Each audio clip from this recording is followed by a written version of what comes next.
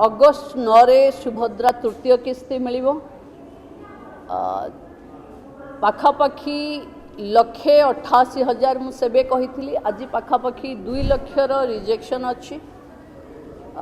कारण हूँ कि प्रथम किस्ती नेला परे किछि आईटी रिटर्न्स दे देइचंती किए गाड़ी किणी देइची बा 5 एकर जमी तांको नारे आसीची आमे अगस्ट 9 परे आर सर्वे हब पुणी आउ थरे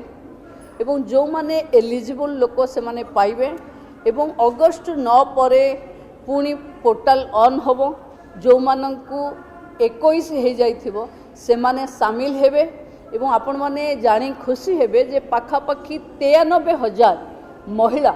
जहां को 60 वर्ष हो जाइछि से मानंकु आमे सीधा सीधा एसएसपीडी को